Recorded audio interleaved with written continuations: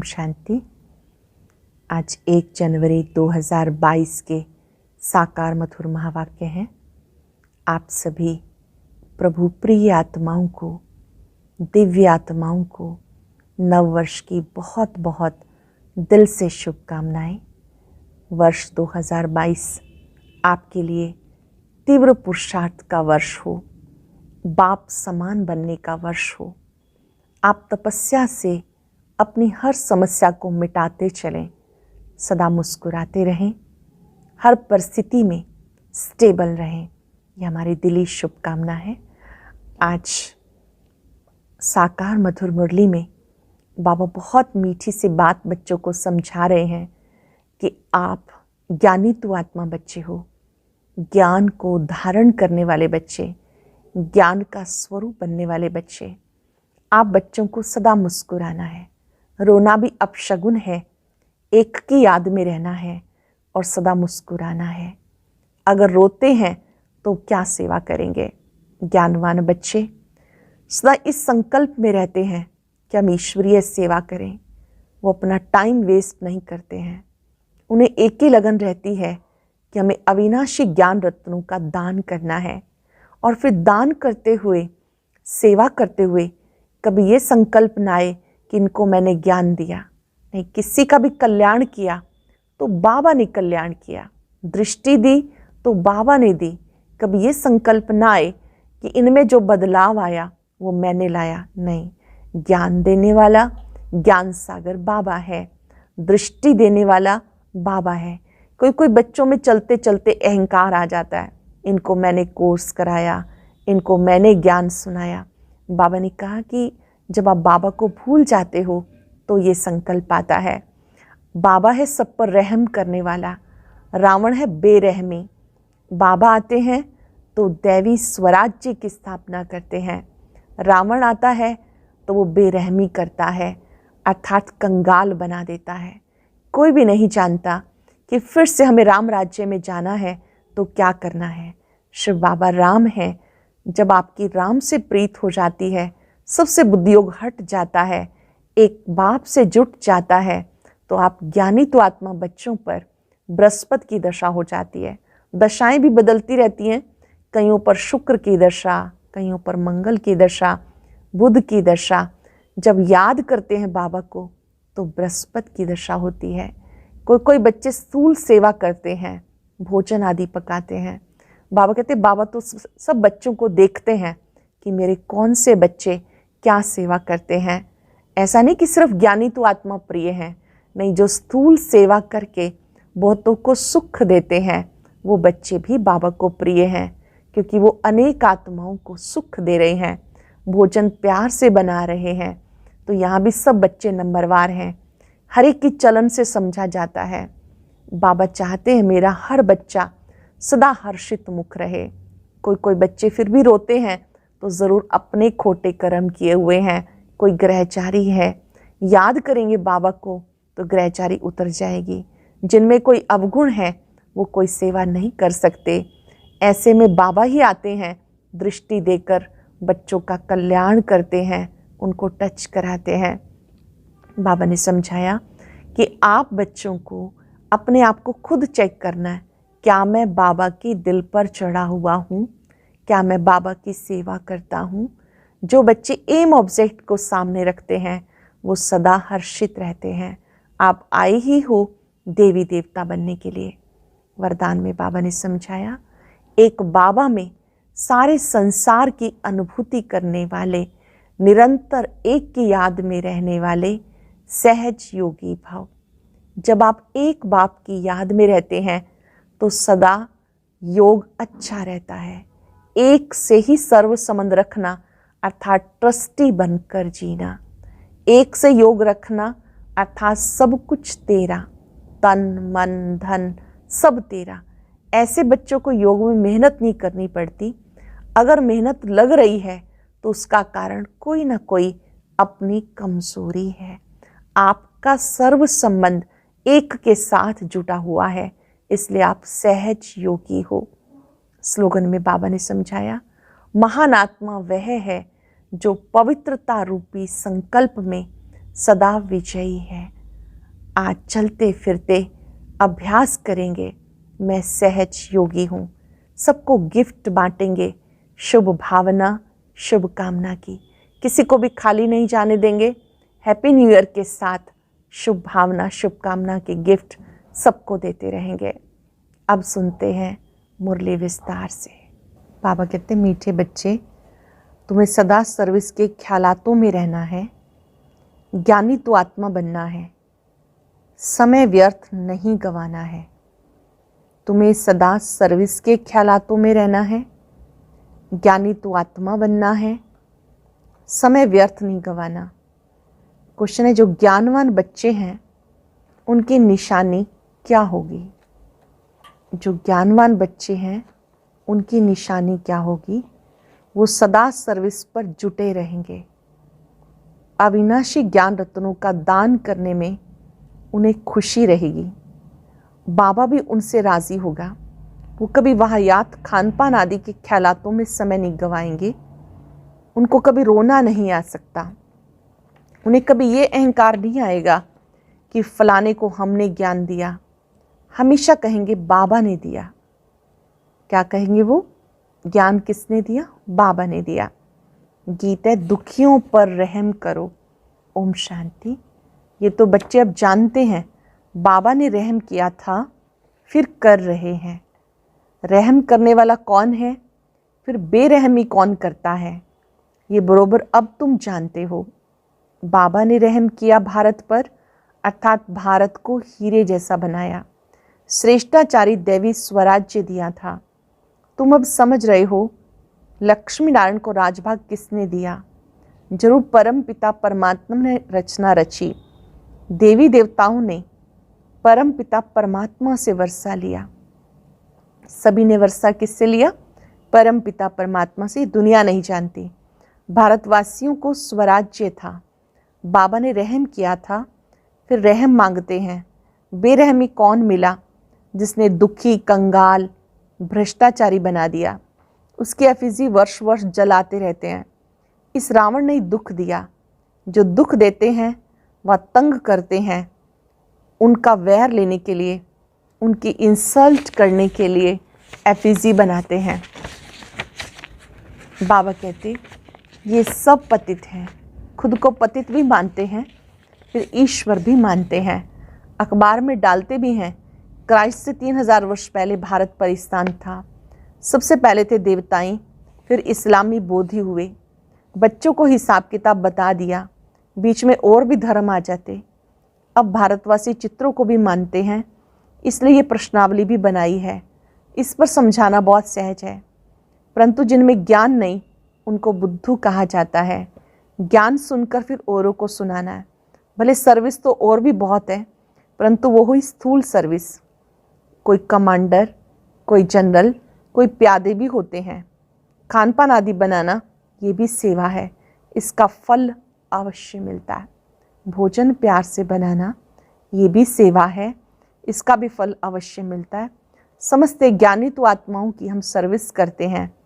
सेवा करने वाले दिल पर चढ़ते हैं, सब महिमा करते हैं। बाकी ये जरूर है, ज्ञानी तो आत्मा बाप को अति प्रिय लगते हैं। इसका मतलब ये नहीं कि दूसरे प्रिय नहीं है, सबकी सर्विस दिखाई पड़ती है। चाहे कोई ज्ञान सुनाते हैं वो सर्विस, चाहे कोई भोजन पकाते हैं, सबकी सर्विस दिखाई पड़ती है। बाबा से कोई पूछे मैं दिल पे चढ़ा हुआ हूँ तो बाबा बता सकते हैं। बाकी जो सिर्फ सर्विस लेते रहते हैं उन्हें क्या फल मिलेगा? भले राजधानी में आएंगे परंतु पद तो इतना नहीं पाएंगे। तुम मित्र संबंधियों की सर्विस भी बहुत कर सकते हो। मतलब सर्विस का ख्याल रखना चाहिए, फालतू समय नहीं गंवाना चाहिए। उनको बाबा बुद्धू कहते हैं।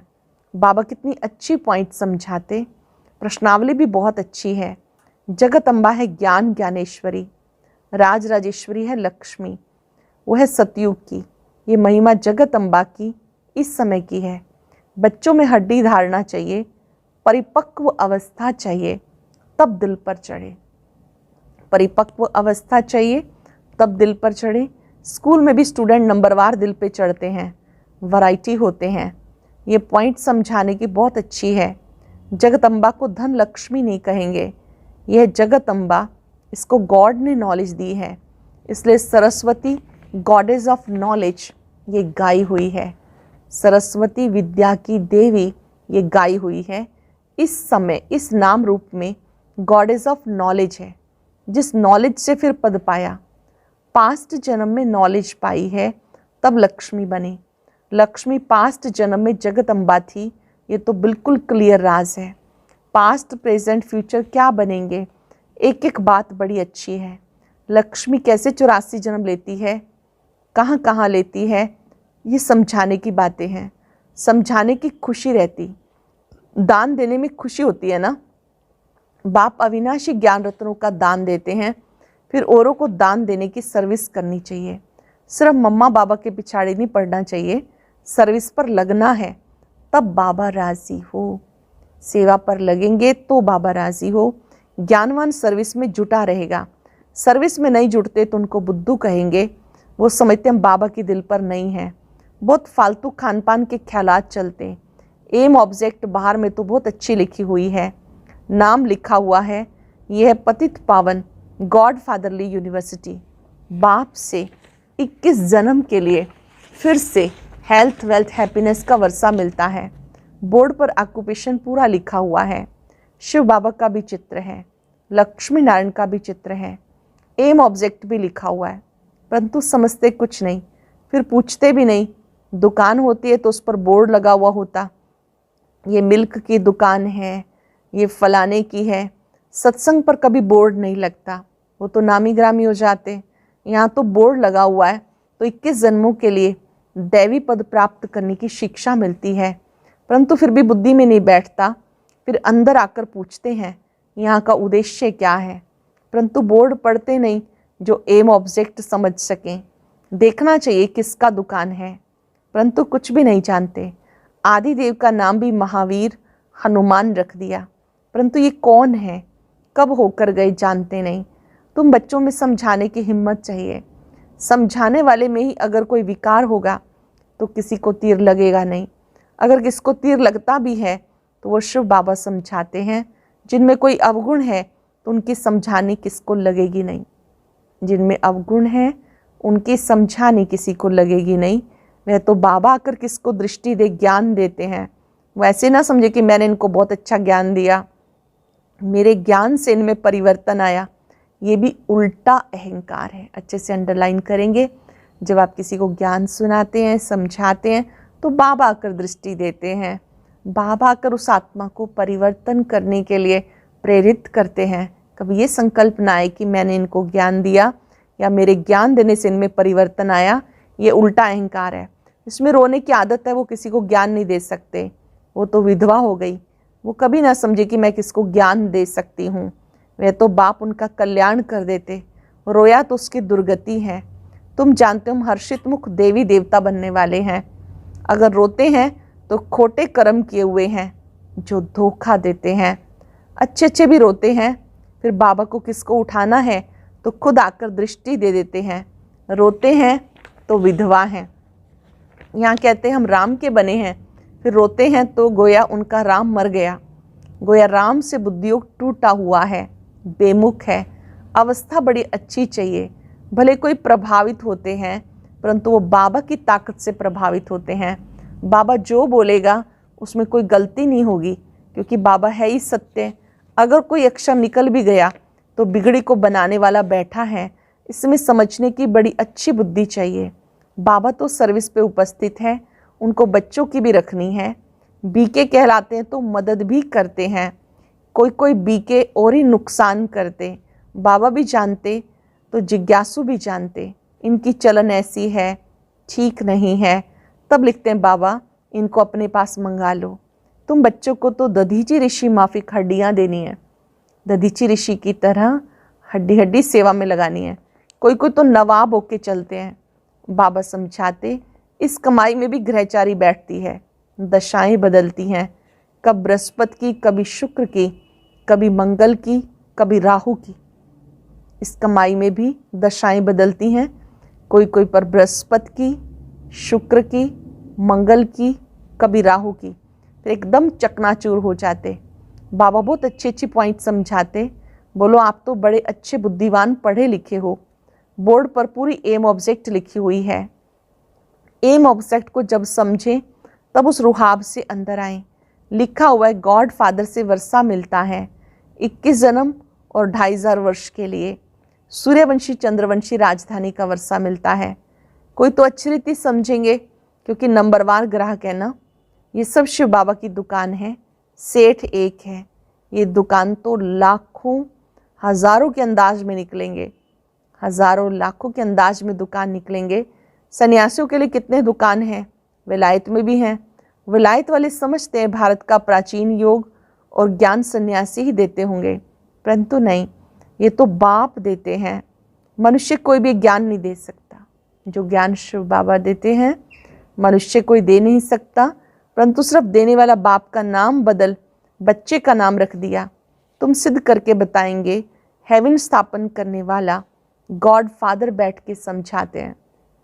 हेवन स्थापन करने वाला गॉड फादर बैठ समझाते। पोप को भी लिखते हैं भारत की यात्रा पर आए, परंतु उस यात्रा को पूरा समझा नहीं। अब कहो तुम्हारे पास किसको भेज दे, यहाँ तो वो लोग आ ना सके, पोजीशन बहुत रहता, यहाँ तो गरीब आएंगे। कहते क्राइस्ट बैगर है, इस समय हम भी बैगर हैं, बैगर से प्रिंस बनने वाले हैं, परंतु किसके पास धन बहुत है परंतु बैगर है। कहते हैं क्राइस्ट गरीब है, जरूर गरीबी में ही आएंगे ज्ञान लेने। सलाम तो भरना है, क़यामत का समय है, हिसाब किताब चुकतू होने वाला है। नंबर 1 सलाम करने वाला भी यहाँ बैठा है, तो वो भी आएंगे। तुम्हारी ये सूर्यवंशी चंद्रवंशी राजधानी स्थापन हो रही है, तो मुख्य चित्र है श्री लक्ष्मी नारायण का। फर्स्ट सेकंड थर्ड उनके चित्र चले आते, हमारे तो चित्र विनाश हो जाते। एक्यूरेट चित्र थोड़े ही कोई हैं। दिलवाड़ा मंदिर में भी जगत अम्बा लक्ष्मी नारायण के चित्र हैं, परंतु किसको पता नहीं कि ज्ञान ज्ञानेश्वरी सो राज राजेश्वरी बनती है। जरूर उसके बच्चे भी होंगे। पढ़ाई है सोर्स ऑफ इनकम। ब्राह्मण ही पढ़कर देवी देवता बनते हैं, कितना क्लियर है। बाबा कहते हैं मुझे बच्चों का शो करना होता, ऐसे नहीं कि उसका फल उनको मिलेगा, नहीं, बच्चों को अपनी मेहनत का फल मिलेगा। मैं सर्विस करता हूँ, वह तो जिसको दृष्टि देता हूँ उसकी तकदीर है। ये जगत अम्बा कौन है, क्या प्रारब्ध पाई है, इन बातों को मनुष्य नहीं जानते। बाबा समझाते मीठे बच्चे, रोना भी अपशगुन है। ये बेहद बाप का घर है ना। जो खुद रोते हैं वो औरों की क्या सेवा करके उन्हें हंसाएंगे। जो खुद रोते हैं वो औरों को क्या सर्विस करके हंसाएंगे। यहाँ तो हंसना सीखना है। हंसना अर्थात मुस्कुराना, आवाज़ से भी हंसना नहीं। कितनी शिक्षा दी जाती, पॉइंट समझाई जाती, दिन प्रतिदिन नॉलेज सहज होती जाती, तुम्हारे में भी ताकत आती जाती, ज्ञान सहज होता जाता है, दिन प्रतिदिन आपकी ताकत शक्ति बढ़ती जाती है। अच्छा, मीठे मीठे सिक्के दे बच्चों प्रति माता पिता बाप दादा का नंबरवार पुरुषार्थ अनुसार याद प्यार, गुड मॉर्निंग। रूहानी बाप की रूहानी बच्चों को नमस्ते। रूहानी बच्चों की रूहानी बाप दादा को नमस्ते, गुड मॉर्निंग, शुक्रिया बाबा, शुक्रिया। धारणा के लिए सार। आज की मुख्य बातें, कभी भी अपना अहंकार नहीं दिखाना। दधीची ऋषि मिसल सेवा में हड्डियां देनी है। सदा हर्षित मुख रहना है। कभी भी रोना नहीं है। रोना माना विधवा बनना, इसलिए मुस्कुराते रहना है, जोर से भी हंसना नहीं है। मुस्कुराते रहना है, जोर से भी हंसना नहीं है। वरदान है, एक बाप में सारे संसार की अनुभूति करते हुए निरंतर एक की याद में रहने वाले सहज योगी भव। एक बाप में सारे संसार की अनुभूति करते हुए निरंतर एक की याद में रहने वाले सहज योगी भव। सहज योग का अर्थ है एक को याद करना, एक बाप दूसरा न कोई, तन मन धन सब तेरा मेरा नहीं। ऐसे ट्रस्टी बन डबलाइट रहने वाले ही सहज योगी हैं। सहज योगी बनने की विधि है एक को याद करना, एक में सब कुछ अनुभव करना। सहज योगी बनने की विधि क्या है? एक को याद करना, एक में सब कुछ अनुभव करना। बाबा ही संसार है तो याद सहज हो गई। आधा कल्प मेहनत की, अभी बाबा मेहनत से छुड़ाते हैं, लेकिन यदि फिर भी मेहनत करनी पड़ती है तो उसका कारण अपनी ही कमजोरी है। स्लोगन है, महान आत्मा वह है जो पवित्रता रूपी धर्म को जीवन में धारण करता है। महान आत्मा वह है जो पवित्रता रूपी धर्म को जीवन में धारण करता है। विशेष अटेंशन, ये जनवरी मास हम सबके अति प्रिय पिता श्री ब्रह्मा बाबा की संपन्नता संपूर्णता का विशेष मास है। पूरा ही मास हम सब ब्रह्मावत्स विशेष शिव बाबा के साथ साथ ब्रह्मा बाबा के स्नेह में समाये हुए रहते हैं। बाबा कहते हैं स्नेह में समाना भी समान बनना है। भक्तों ने स्नेह में समाने की स्थिति के लिए ही कहा है कि आत्मा परमात्मा में समा जाती है। तो आओ हम सब पूरा मास उस लवलीन स्थिति में समाने का अनुभव करें। इसी लक्ष्य से रोज की मुरली के नीचे लव में लीन होने के एक विशेष पॉइंट लिख रहे हैं। आप इसी अनुसार मुरली क्लास के बाद रोज 10 मिनट योग अवश्य करें। लवलीन स्थिति का अनुभव करो। प्यार के सागर बाप के साथ मिलन मनाते प्यार से बाबा कहो और उस प्यार में समा जाओ। प्यार से कहो बाबा, उस प्यार में समा जाओ, लगन में मगन हो जाओ। ये लवलीन स्थिति सब बातों को सहज ही समाप्त कर देगी। दिल से कहो बाबा बाबा बाबा। जब बाबा को फील करेंगे स्वतः ही सारी बातें समाप्त हो जाएंगी और बातें समाप्त हो जाएंगी। आज चलते फिरते याद रखेंगे, मैं लवलीन आत्मा हूँ। दिल से आवाज सुनेंगे, मेरा बाबा मेरा बाबा मेरा बाबा। एकाग्र हो जाएं, प्यार के सागर को तीसरे नेत्र से देखें। ज्योति बिंदु बाबा जो प्यार का भंडार है, पवित्र किरणों के रूप में वो प्यार बरस रहा है।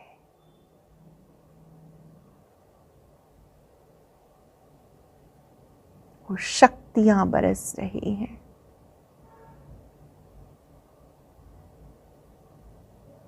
बाबा को देखते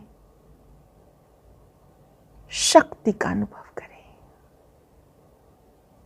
प्यार का अनुभव करें।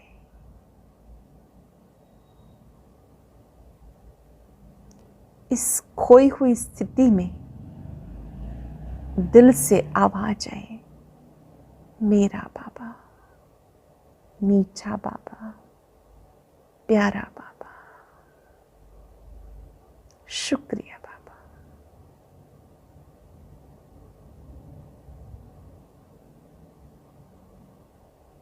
ओम शांति शांति।